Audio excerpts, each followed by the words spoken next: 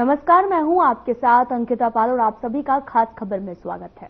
हरियाणा में निकाय चुनाव का ऐलान हो चुका है और सियासी सरगर्मियां भी लगातार तेज है।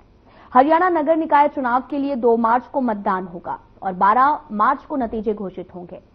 हरियाणा में पहले चरण के निकाय चुनाव के तहत चल रही नामांकन प्रक्रिया सोमवार को समाप्त हो गई है और 10 नगर निगमों में मेयर के साथ नगर परिषद, पालिकाओं के प्रधान, पार्षद पद के लिए 3000 से भी अधिक प्रत्याशियों ने नामांकन दाखिल किया है।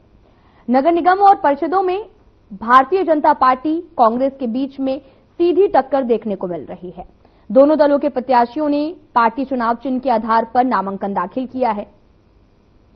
और वहीं मनोहर सरकार के दूसरे कार्यकाल की बात की जाए तो इसके दौरान सत्ता में भागीदारी रही जननायक जनता पार्टी ने इस चुनाव से कन्नी काट ली है, जबकि विधानसभा में 2 विधायकों वाली इंडियन नेशनल लोक दल इनेलो और आम आदमी पार्टी ने कुछ स्थानों पर प्रत्याशी उतारे हैं। नामांकन के अंतिम दिन कांग्रेस गुरुग्राम के 7, फरीदाबाद के निगम के 6 और करनाल नगर निगम में 7 वार्डों में अपने प्रत्याशी नहीं उतार पाई।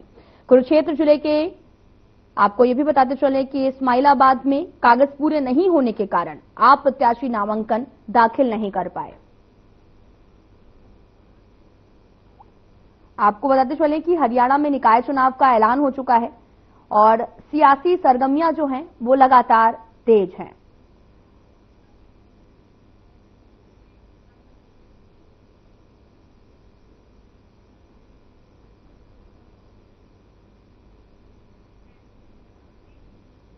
तो हमारे साथ गेस्ट का पैनल भी जुड़ चुका है। हमारे साथ में बीजेपी से रामराजी शर्मा और कांग्रेस से नीरज जुड़ चुके हैं। आपका बहुत बहुत स्वागत है। तो पहला मेरा सवाल रामराजी शर्मा आपसे है। आपसे जानना चाहेंगे कि नगर निगम चुनाव जो है वो नजदीक हैं और नामांकन जो है पहले चरण का वो भी पूरा हो चुका है, तो क्या कुछ तैयारी है आपकी? देखो जी, हमारी तैयारी पूरी है और हमारा संगठन विश्व में सबसे बड़े संगठन के रूप में जाना जाता है जी। बूथ कमेटियां भी हमने पहले बना दी थी। शक्ति केंद्र प्रमुख का चुनाव हो चुका था, मंडल अध्यक्षों का चुनाव हो गया था और जिला अध्यक्षों का हमारा चल रहा था। इस बीच ये छोटी सरकार के चुनाव आ गए तो ये चुनाव जीतेंगे हम। और जिस तरह से कार्यकर्ताओं का मनोबल बहुत ऊंचा है और जिस तरह से दिल्ली की देवतुल्य जनता जनार्दन ने हमारे को आशीर्वाद दिया, क्योंकि दिल्ली की 3 तरफ से सीमाएं हरियाणा से लगती हैं, तो लिहाजा दिल्ली का असर हरियाणा पर भी होगा। क्यों हरियाणा के ज्यादातर नेताओं ने दिल्ली में मोर्चा खोल रखा था जी। आदरणीय मनोहर लाल भी वहां संभाल रहे थे और हमारे मुख्यमंत्री जी की विशेष भूमिका रही, वहां पर मुख्य प्रचारक के रूप में हरियाणा से वो गए थे।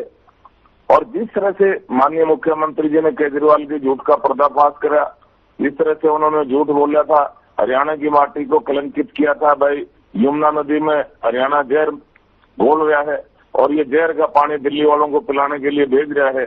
और माननीय मुख्यमंत्री जी अंतिम छोर पर गए वहां पर पल्ला गांव में और उन्होंने यमुना नदी का पानी भी पिया और फिर उनको केजरीवाल को चैलेंज भी किया, उनको ललकारा भी, केजरीवाल जी आइए और आपको मैं ये स्वच्छ पानी हमारे हरियाणा की तरफ से भेजा जा रहा है, आप भी ये वहां पर राजघाट के पास में जहाँ महात्मा गांधी जी विराजमान है, आप भी नहाइए, पानी पीजिए।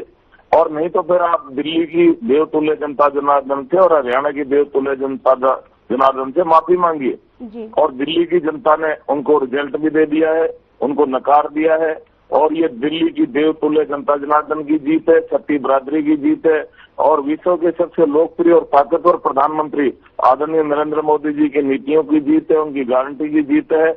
और ये हमारे प्रसिद्ध रणनीतिकार, विश्व में लोह पुरुष के नाम से विख्यात सरदार पटेल के बाद में सबसे मजबूत गृह मंत्री के रूप में जाने जाने वाले, बहुत ही मैं समझता हूँ जिस तरह से वो रणनीति बनाते हैं, प्रसिद्ध रणनीतिकार है हमारे चाणक्य के रूप में जाने जाते हैं, उनकी चाणक्य नीति की जीत है।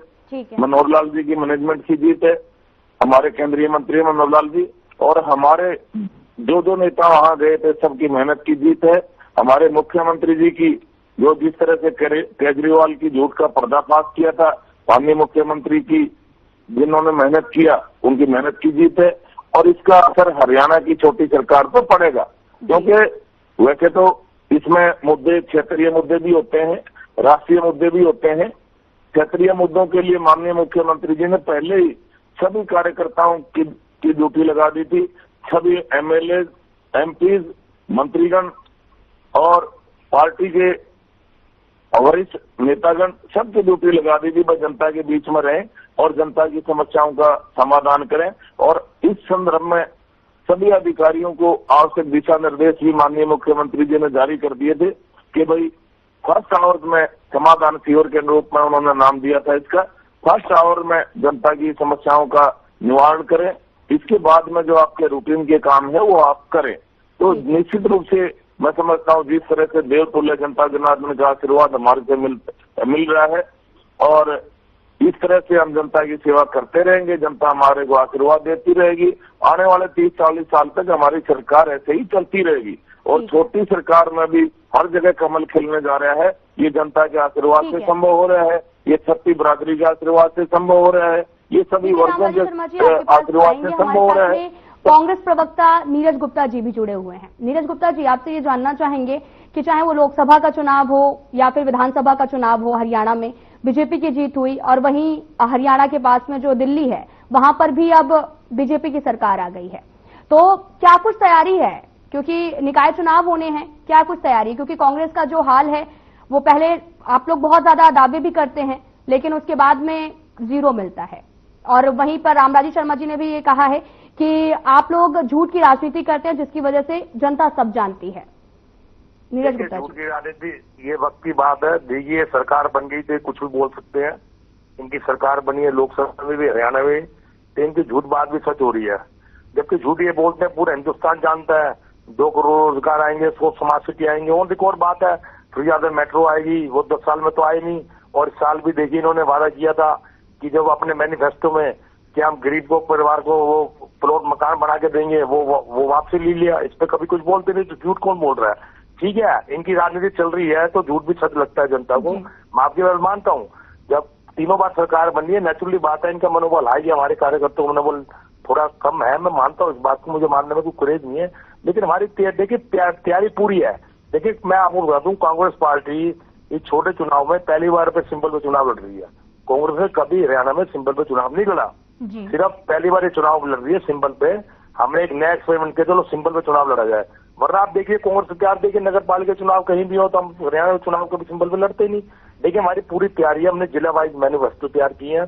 और आज देखिए इस कड़ी में फिजाद हमारे प्रदेश अध्यक्ष फिजाद में जिले नेताओं के, जिला कार्यकर्ताओं की मीटिंग ले रहे हैं। वो हर जिले में घूम घूम कर जाएंगे। आज यहाँ है, दोपहर बाद मानेसर भी जाएंगे, उसका उनका पूरा प्रोग्राम बना हुआ है। तो हमने जिले वाइज पूरे मैनिफेस्टो, जो जनता की समस्या है वो मैनिफेस्टो तैयार किया है। लोकल हर वाइज अलग मैनिफेस्टो से रखा है कि हर जिले की अलग अलग समस्या होती है, नगर निगम से संबंधित समस्या हो, बिजली से संबंधित समस्या हो, तो हमने जनता की सीट बाय उसको रखा है।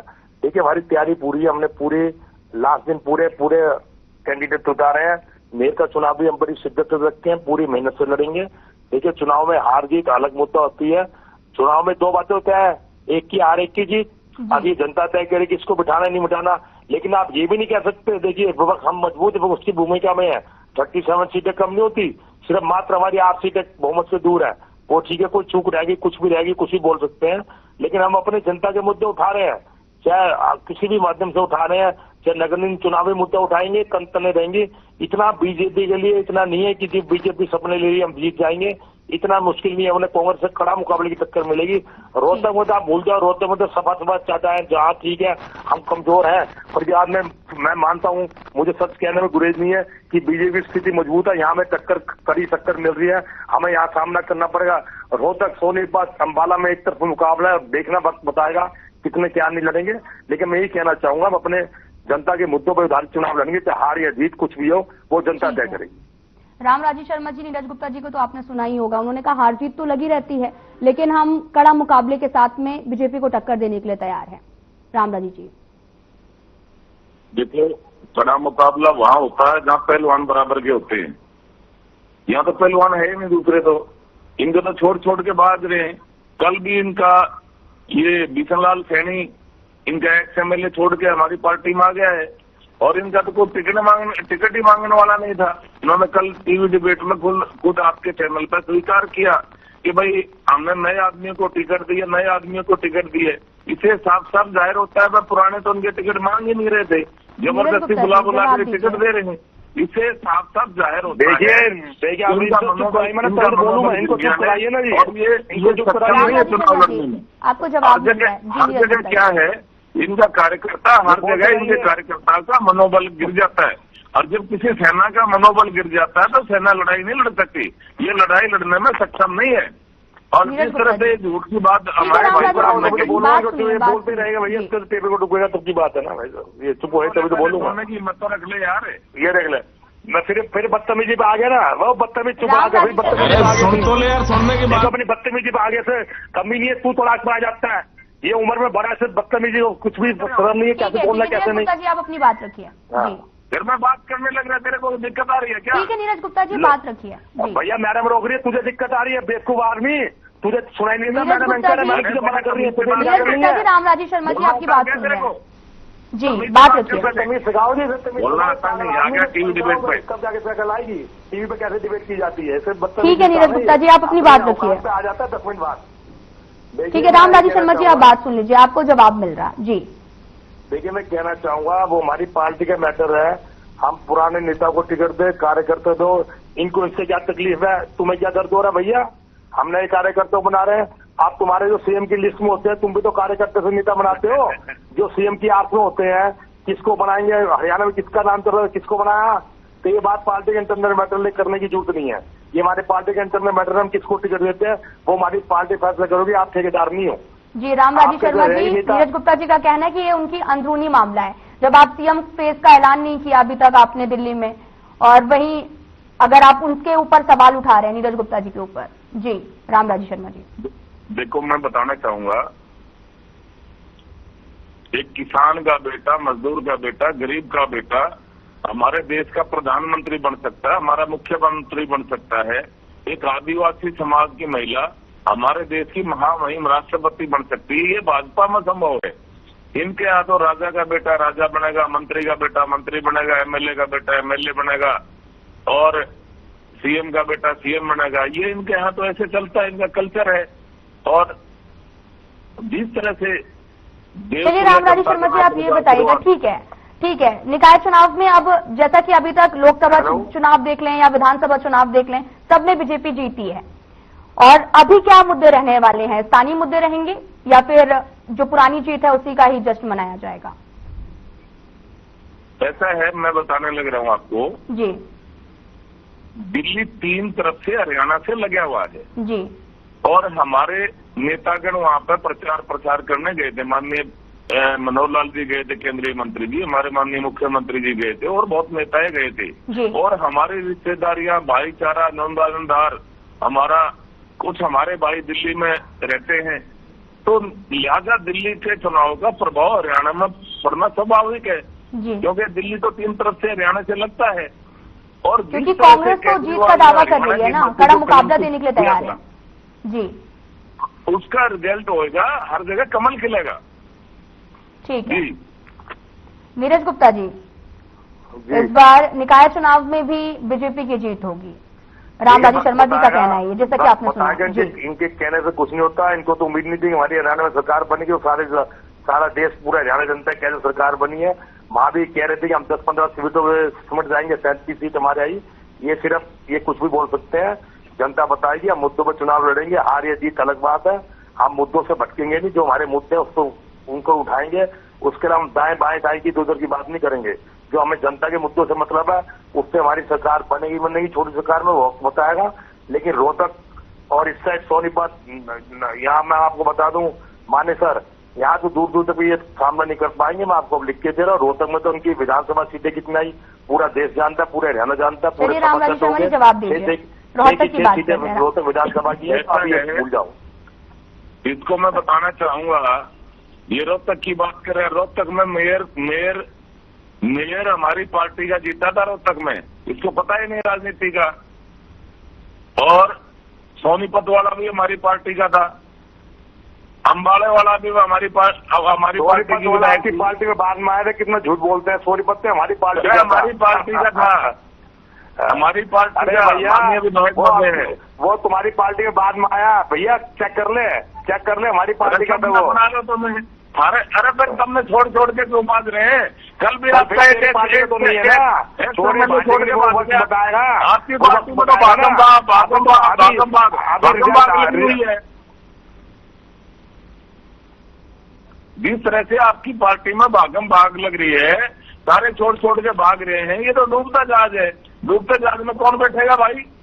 और दिल्ली में लगा तीसरी बार आ रही है। चिंता मत कर। फर्स्ट टाइम में 0/0, सेकंड टाइम में 0/0, थर्ड टाइम में तीसरी बार 0/0, लगातार तीसरी बार दिल्ली में आ रहे हो आप। नहीं आ रहे हो तो बताओ आप। अरे 70 में से एक भी सीट नहीं आई आपकी। तो आप बड़ी बड़ी बातें कर रहे थे मेरे भाई। तो इसलिए ये जनता जनार्दन है, ये भगवान का रूप है, देव तुल्य है। हम तो भगवान मानते हैं जनता को, और आप उसको कोसते हो। आप श्राप देते हो जनता को।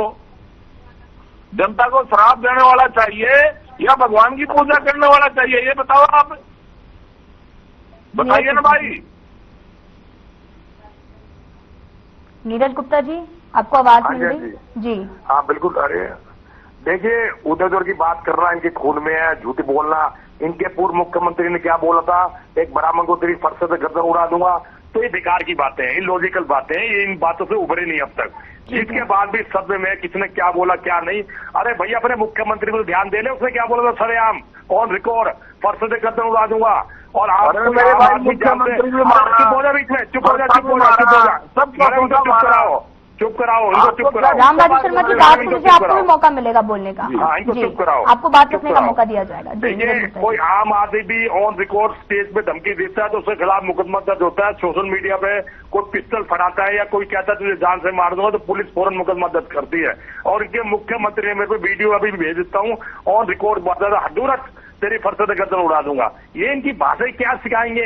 इनको बड़ी मुश्किल से 50 साल से शासन से दूर रहे। 50 साल बाद तो सत्ता नहीं है, बंदर की तरह नोचते रहते हैं एक दूसरे को, बंदर की तरह टालियों पर चढ़ते, जैसे बंदर होता है ना एक डाल से दूसरी डाल तक।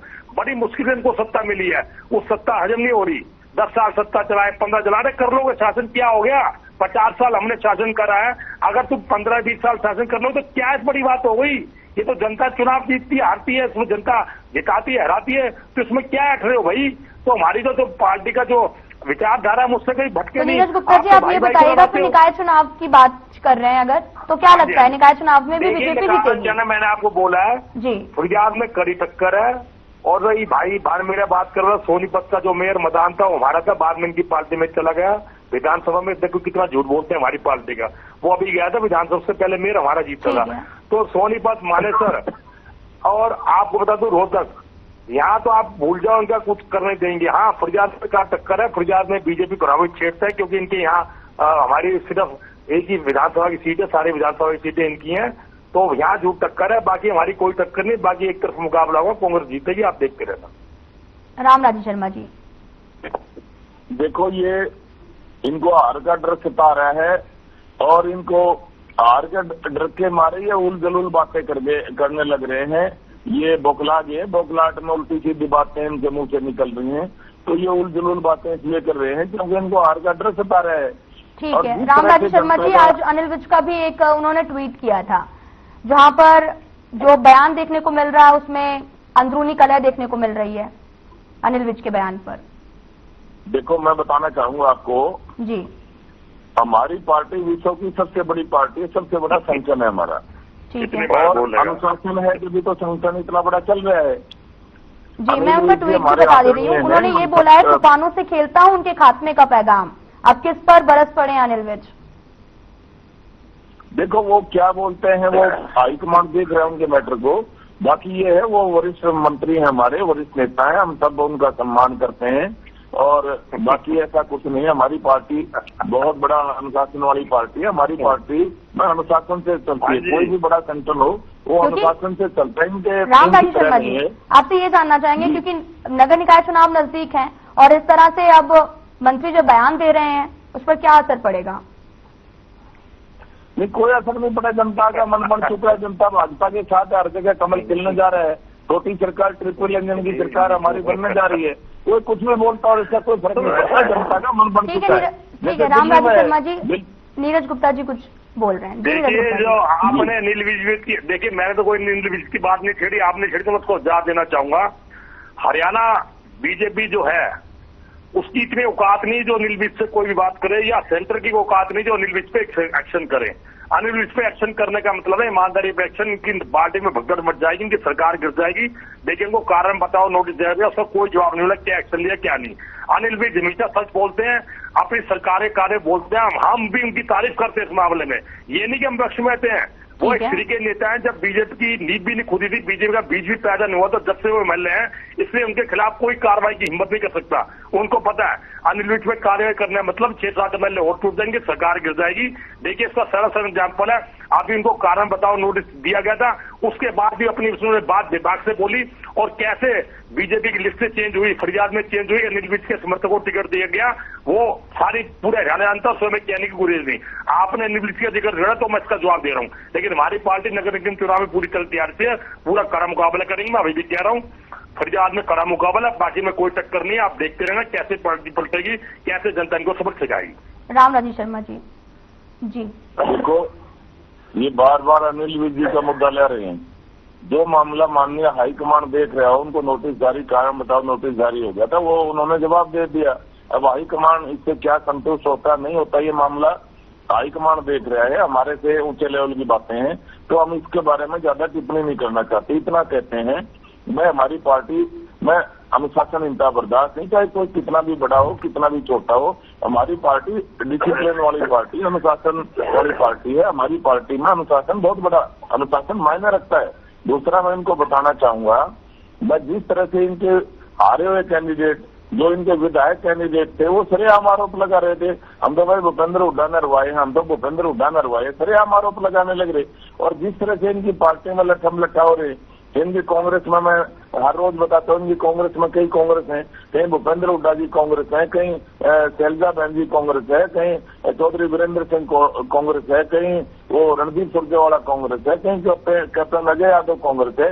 इनका तो आपस में लठम लठे हो रहा है, इनका तो भगवान ही मालिक है। ठीक है, नीरज गुप्ता जी जवाब दीजिए। उन्होंने कहा है कि कांग्रेस एक नहीं है, कांग्रेस के कई टुकड़े हो गए हैं। देखिए कांग्रेस एक है, ये इनके दिमाग का कौन से चश्मे देखते हैं कांग्रेस की। देखिए कांग्रेस बड़ा परिवार है, दो परिवार में नेताओं के मतभेद होते हैं, मतभेद नहीं है, विचारों मतभेद उसके, लेकिन विचारधारा सबकी एक है। सब कांग्रेस की विचारधारा से प्रभावित है, सब बड़े नेता अपने हिसाब से काम करते हैं। रही जो गुणगान कर रहे थे हमारी पार्टी में अनुशासन है, अगर अनुशासन होता, वो लगाम लगाई थी, तो अनिल विज को अभी 4 दिन पहले कारण बताओ नोटिस किया था, वो दोबारा न बोलते। लेकिन मैं आपको तो मैंने सच्चाई बताई है, उनका एक्शन लेने की किसी हिम्मत नहीं, ना सेंटर में ना हरियाणा में, इसलिए वो ऐसी बात करते हैं, क्योंकि वो सच बोलते हैं। उनको पता है कैसे दिख रहा है, कैसे इनकी पार्टी में कैसे भूत पड़ी हुई है। ठीक है, आप देखिए एन टाइप पे टिकट 3-3 बार चेंज हुई है, सारा हरियाणा जानता है। ठीक है, रामराजू शर्मा जी, नीरज गुप्ता जी का कहना है कि अभी तक हाईकमान ने विज का कोई भी फैसला नहीं लिया है इस बार। फिर आप ये बताओ, और वहीं 2 तारीख को अभी निकाय चुनाव होने हैं। जी देखो, हाईकमान के पास में और बहुत काम भी कार्य है। दिल्ली में चुनाव चल रहे थे, दिल्ली में मुख्यमंत्री का चुनाव आज हो जाएगा, और भी बहुत कार्य है, निकाय चुनाव चल रहे हैं, तो हाईकमान इनसे पूछ कर फैसला लेगा क्या? तो निकाय चुनाव के बाद ही विज पर एक्शन लिया जाएगा। जी जो रूटीन है, देखो पहले तो उनकी जवाब देखेगा हाईकमान में, क्या जवाब दिया, फिर उसके ऊपर देखेगा। देखो ये हाईकमान का काम है, तो मैंने आपको पहले ही बताया, ये ऊंचे लेवल की बातें हाईकमान का काम, हाईकमान इस मैटर को देख रहा है। दूसरा मैं आपको बताना चाहूंगा, अरे इनके तो सरेआम एमएलए, जो हारे हुए एमएलए कह रहे हैं हम तो भूपेंद्र हुड्डा ने हरा दिए, हम तो भूपेंद्र हुड्डा ने हरा दिए। इनकी भ्रष्टाचार की, इनका एमएलए कैंडिडेट कह रहा था, उनने एक ने पूछा, भाई वो दीदी आपकी सरकार में भ्रष्टाचार बहुत हुआ, घोटाले बहुत हुए। उन्होंने खुद कहा, अरे बगैर भ्रष्टाचार के, बगैर घोटाले कोई सरकार चलती है क्या? उन्होंने खुद कहा। उन्होंने ये भी कहा, भाई आप ये बताओ, अगर दिल्ली के भाग्य छीका टूट गया, भगवान ना अगर आपकी सरकार का सूत बैठ गया, सरकार आएगी, क्या करोगे आप? भाई सबसे पहले तो अपना घर भरेंगे, फिर अपने सगे संबंधियों का घर भरेंगे, फिर अपने यारे प्यारों का घर भरेंगे, फिर जनता को देखें। इसका मतलब जनता बाढ़ में जाए। ठीक है रामराजू, तो जनता क्यों नीरज गुप्ता जी, समय का अभाव है, छोटे से शब्दों में आप अपनी बात रखें। आशीर्वाद से ट्रिपल इंजन की सरकार। ठीक है रामराजी शर्मा जी। नीरज गुप्ता जी जवाब मैं दीजिए। कहता हूँ कि कोई पार्टी हो जो जैसा करेगा वैसा भरेगा। अगर उन्होंने कोई भ्रष्टाचार करे बोला, कोई ऐसी बात बोली तो जनता ने खमियाजा भुगता लिया, उसमें क्या दिक्कत है। लेकिन हम नगर निगम चुनाव की बात कर रहे हैं, पूरी कड़ी मुकाबला करेंगे और जनता जो तय करेगी, हमें जिताएगी हराएगी, मैं जनता में छोड़ता हूँ। जय हिंद, जय भारत, जय कांग्रेस। ठीक है नीरज गुप्ता जी आपका बहुत बहुत धन्यवाद। रामराजी शर्मा जी आपका बहुत बहुत धन्यवाद हमारे साथ जुड़ने के लिए। तो हरियाणा निकाय चुनाव में महामुकाबला देखने को मिलने वाला है और आपको ये भी बताते चलें कि हरियाणा निकाय चुनाव में महामुकाबला देखने को मिलेगा। फिलहाल इस वीडियो में इतना ही। नमस्कार।